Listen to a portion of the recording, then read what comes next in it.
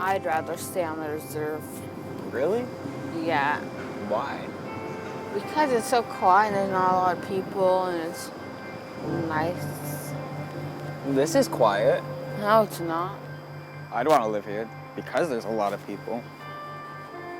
There's more to do. So,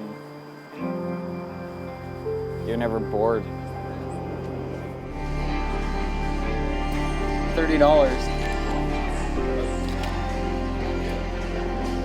Seems kind of steep.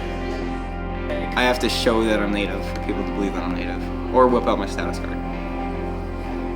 Even other natives think like that.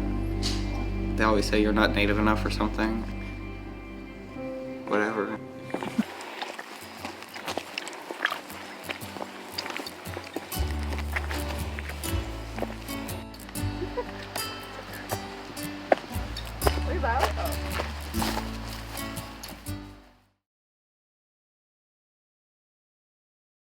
So most of you remember it was March 7th. This was the morning, I think it was a Saturday morning.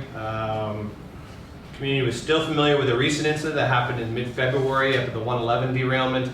And the 111, I refer to the mile marker on the CN right-of-way.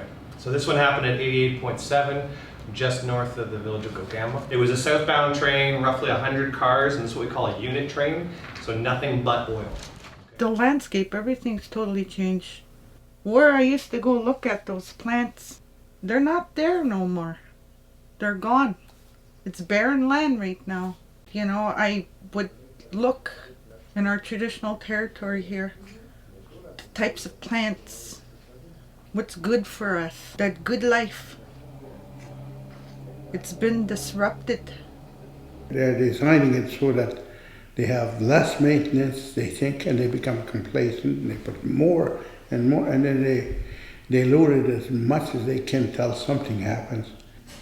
We have to do our bit as First Nations too to get on board to help not contaminate the air, the water, and I hope in the future that it changes so we don't have to rely on those fossil fuels.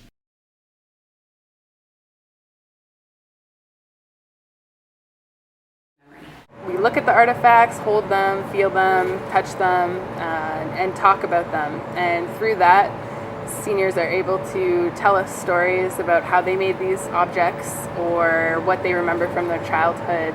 And then women, when they work outside and they gather up wood or they go hunting, and when it's really cold, they wear moccasins like these. Our seniors have been very aware of the people who made and used and loved and lost these things. We have such a rich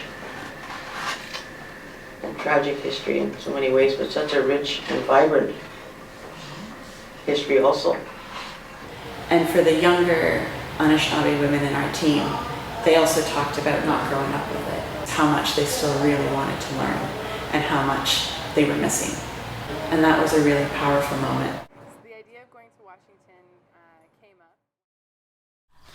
That's when I was 6 months old as a baby. That's what I only remember, that my mommy said we're gonna go for a long ride, and that was the end of it. We finally moved in 1967. That's when I get permission to stay in Holland. Yeah, I didn't have no choice when I'm 3-4 years. I don't have a choice. You can't breathe. You're just traumatized because of it. I love my country, you know, as a small child.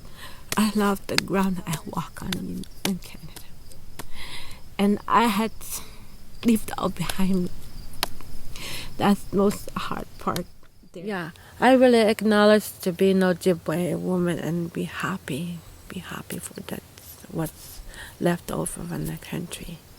Yeah, I'm very happy to be here.